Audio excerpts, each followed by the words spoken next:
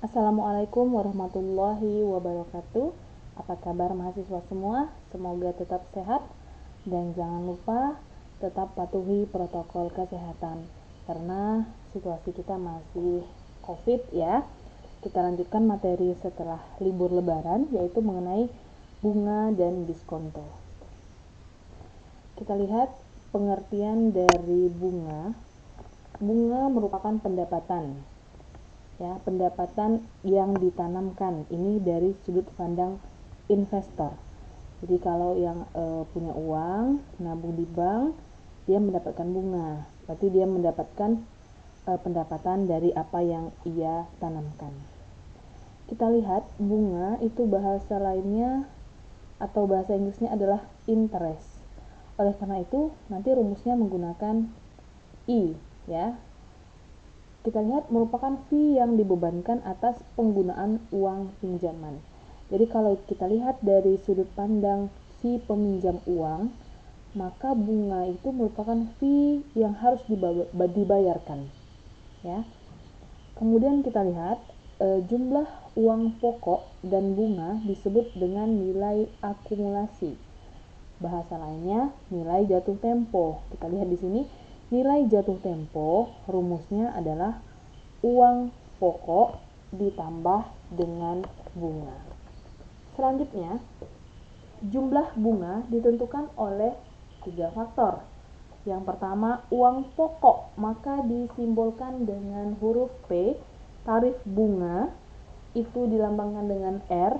Kemudian dan lama waktu pinjaman. Nah, itu dilambangkan dengan T. T adalah waktu ya.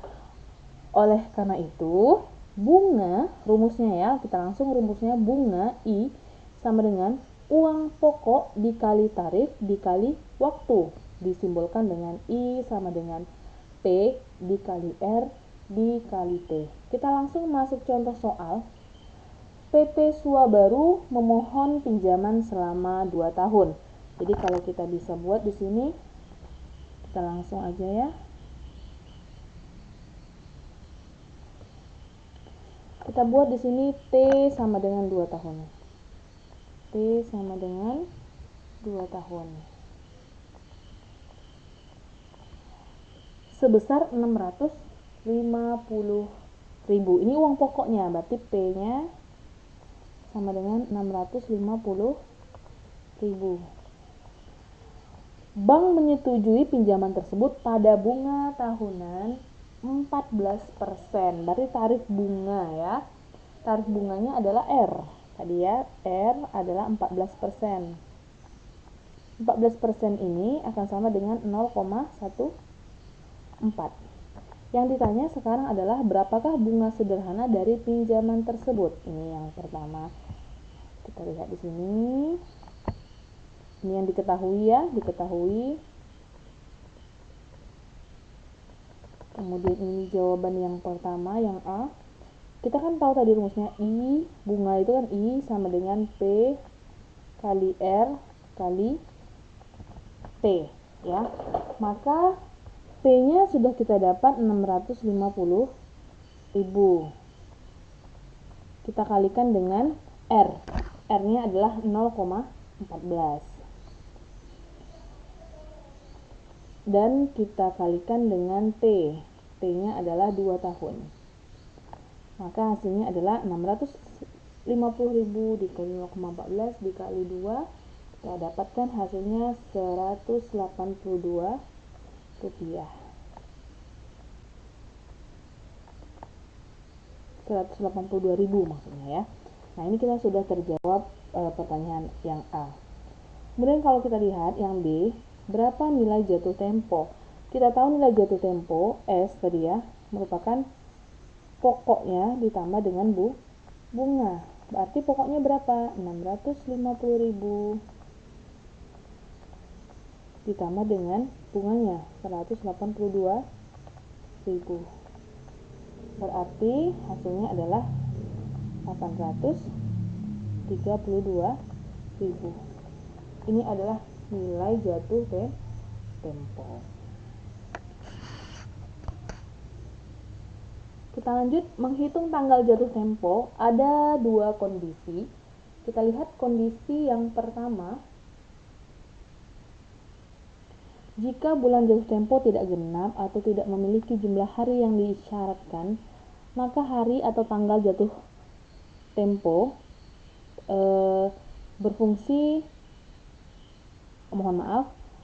maka hari atau tanggal terakhir bulan tersebut berfungsi sebagai tanggal jatuh tempo. Misalnya, jika pinjaman 2 bulan terhitung sejak 31 Desember, akan jatuh tempo pada 28 Februari atau tanggal 29 pada tahun nggak bisa pada tanggal 31 Februari, nggak bisa ya. Maka ini yang dimaksud dengan tanggal terakhir bulan tersebut berfungsi sebagai jatuh tempo. Berikutnya, jika tanggal jatuh tempo pinjaman pada hari libur, maka tanggal jatuh tempo tersebut dimundurkan ke hari kerja berikutnya. Kita lihat menghitung dua macam bunga sederhana. Ada exact simple interest dan ada ordinary simple interest. Atau bunga eksak itu dia mengatakan atau 365 hari dalam setahun. Sedangkan untuk bunga ordinary menyatakan terdapat 360 hari dalam setahun. Jadi bedanya jumlah harinya aja. Ya. Jadi untuk menghitung waktu T eksak. Nah, nanti kalau ada soal dia menggunakan bunga eksak, maka jumlah hari dibagi dengan 365 karena dia menggunakan 365 dalam setahun. Sedangkan untuk bunga ordinary itu jumlah harinya dibagi dengan 360. Kita masuk contoh soal. Hitunglah bunga eksak dan bunga ordinary dari pinjaman 60 hari sebesar 195.000 yang dipinjamkan pada taraf bunga 13,5% setahun. Kita tahu bahwa P-nya 195.000, R-nya 13,5%. Tapi kita harus menghitung untuk T-nya dulu.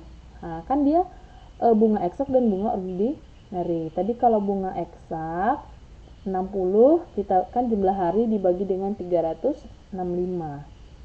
Nih, kita lihat sudah ada jawabannya. T eksak jumlah hari dibagi 365. Ini 60 dibagi dengan 365. Ini dari sini ya 60-nya. Kemudian 365 ini memang rumus untuk T eksak, sehingga bunga eksak P kali R kali T eksak. Ini rumus yang pertama tadi juga, cuman kita yang membedakannya adalah bunga eksak dan bunga ordinary. Jadi 195.000 dikali 0,135 kali 60 per 365. Maka hasilnya adalah 4.327. Bagaimana untuk T ordinary? Itu jumlah hari dibagi dengan 360. Maka 60 dibagi 360, sehingga untuk bunga ordinary sama rumusnya ya, P kali R kali T, tapi T nya T ordinary, didapatkanlah hasil 4.388.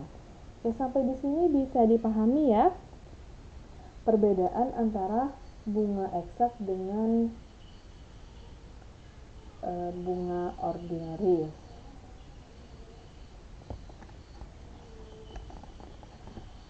Kemudian kita lihat ada dua cara menghitung jumlah hari di antara dua tanggal kalender.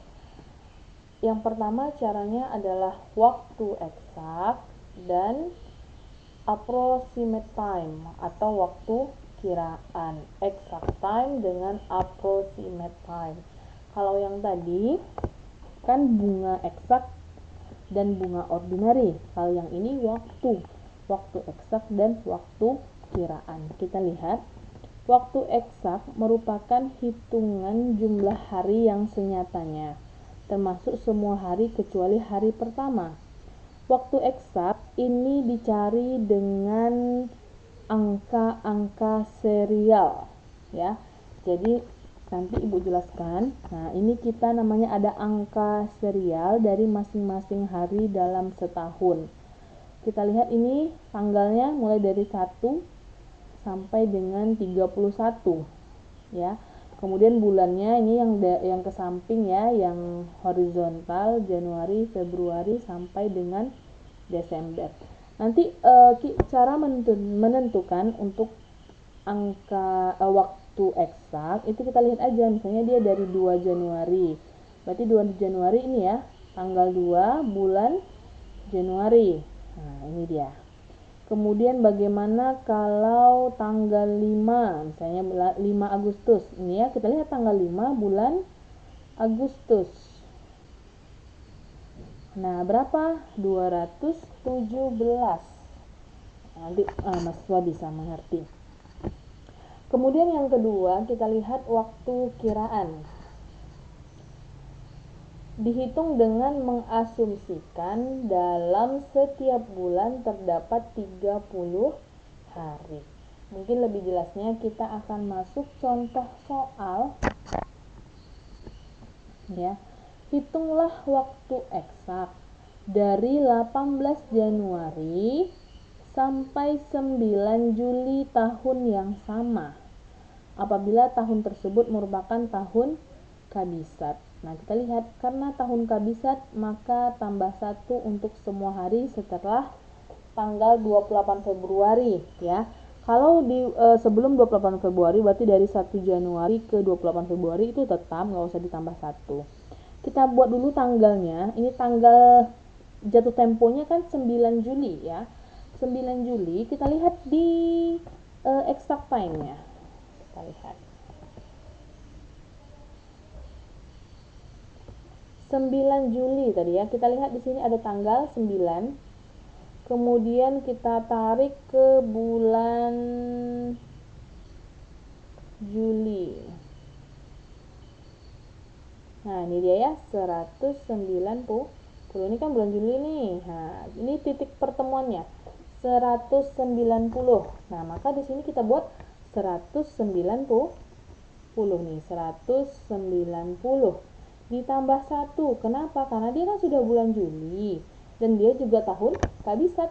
Tapi kalau dia tidak tahun kabisat, 190 saja.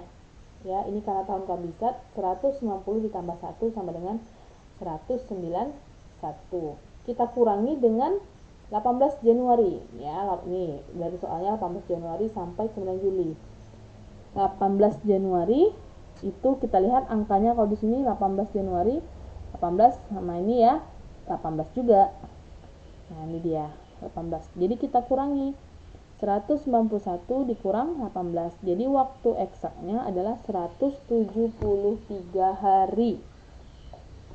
Mudah-mudahan mahasiswa bisa memahaminya. Kita masuk contoh lain.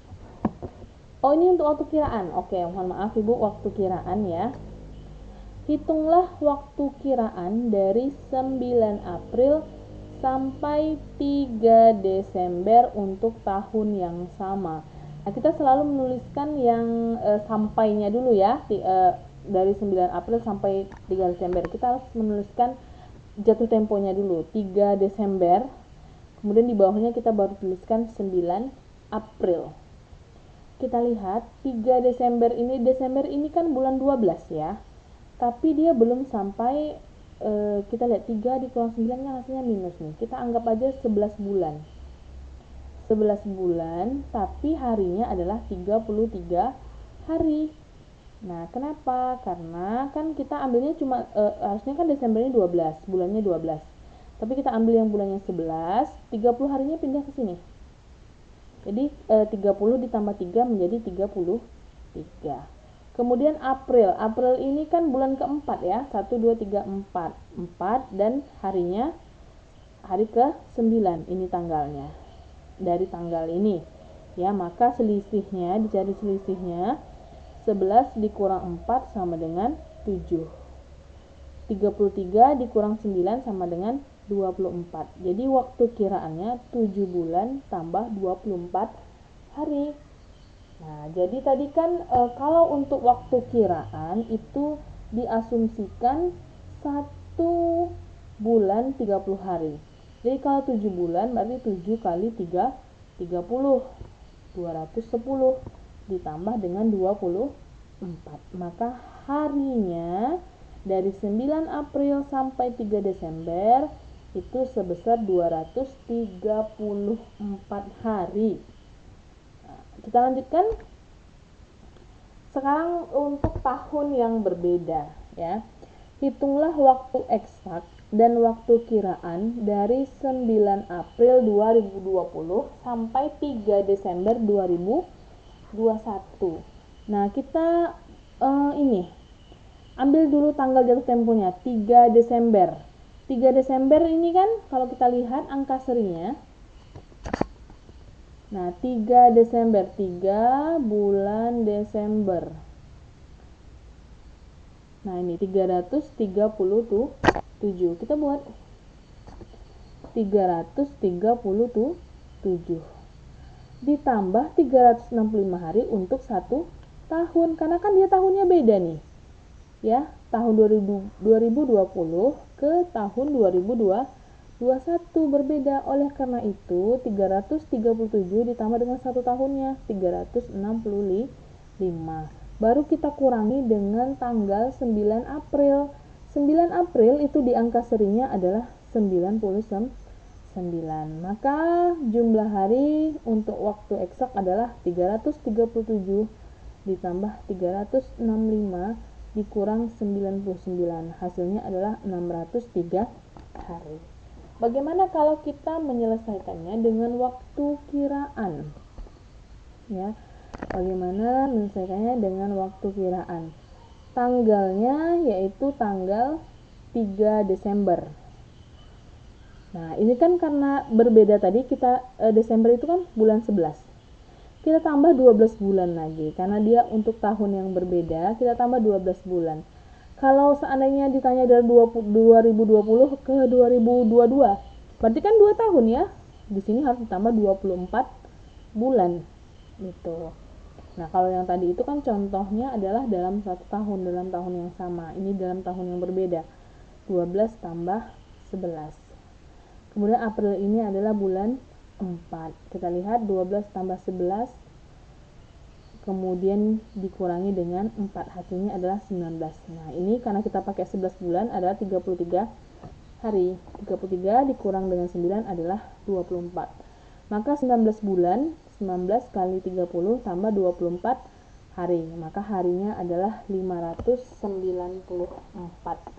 Selisihnya lumayan banyak ya, berarti sekitar 9 hari selisihnya dari waktu eksak dan waktu kiraan.